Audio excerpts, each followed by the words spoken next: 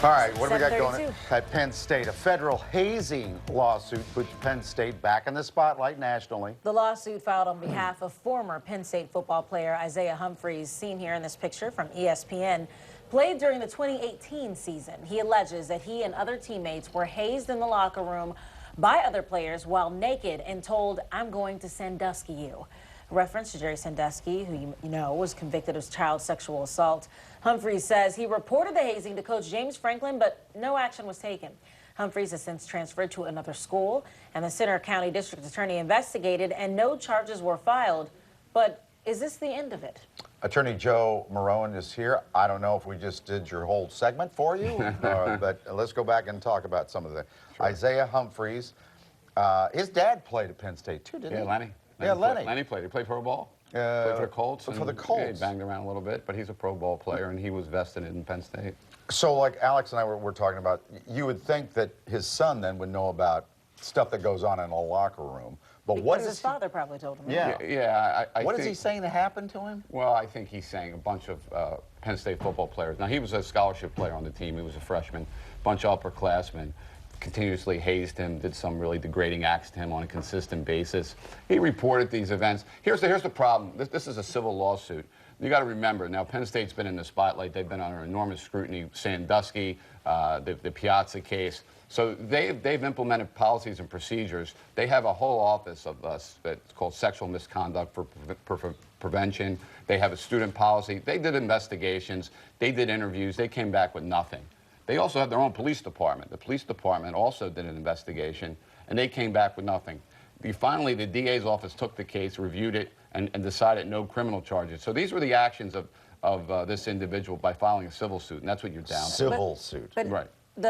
Isaiah's attorney is saying that they don't know fully the type of investigation that was done by the university since it was passed to them first. And just because they didn't file criminal charges doesn't mean that there weren't things happening that shouldn't have been happening, right? Well, listen, there's two sides to every story, right? This is their account, meaning this is Humphries' account. You can rest assured that this school did a thorough investigation. They're not going to hold themselves out there where they're going to have any type of cover-up at this point. Of all schools. Of all schools, right? But how do you prove it? How do you prove, well, unless there's like microphones in the locker room, that kids said or didn't say stuff to that? Well, you know, it's interesting. You read the complaint. It talks about the fact that it wasn't just this individual, Damian Barber. There was other players involved, and it'd be curious to see what happens when they take their depositions in the civil case, what information they dig up. Now, one of the players took a lie detector test and passed.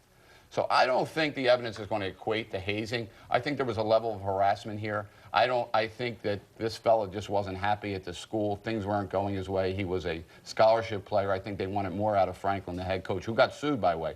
They sued the head coach. They said he didn't live up to his duties to protect him. By they, you mean Humphries? Humphries sued Franklin, the head coach. He's suing Penn State, the coach, and players, That's and right. some players. One player. He sued one player. And I think that one player is probably the person who has the most culpability. But he's going to try to bring in other players. They're going to take their depositions. They're going to do investigation. And if they can get enough evidence to show that it may have happened, they're going to get some money. That's what this thing's all about. It's about money. And the money would come from Penn State. And you can rest assured it'll be a confidentiality agreement. It'll be signed. He'll pay some money, and he's going off to another school. And again, this is your opinion from looking at Cal Berkeley. Yeah, he's already at another I think school. he's already there. He's out of there. And I think that's why. I think this is a little bit sour grapes, too, as well. But I That's guess, your opinion. Yeah. Well, it's not my all opinion. material. Listen, there was a thorough investigation done by this school. There's no way the school is going to let this go uncovered. Yeah, but you know, I think a lot of people prefer an objective person to do an investigation as opposed to the school itself when they don't want another scandal. Another scandal comes on Penn State, the trustees will go out of their mind. So you can rest assured that there is no wrongdoing as far as hazing. Was there harassment?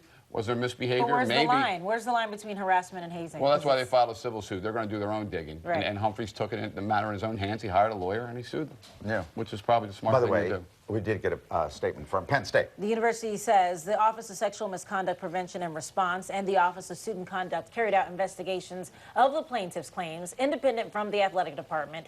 In addition, Penn State police investigated related allegations and forwarded the results to the Center County DA.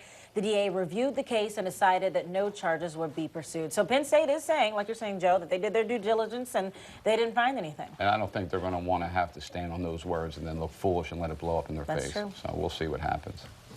Let us know when you hear. I will. Yes. All right, Joe. Thank you, Good Joe. to see you. Always As good always. to see you guys. Great time, man. You got it.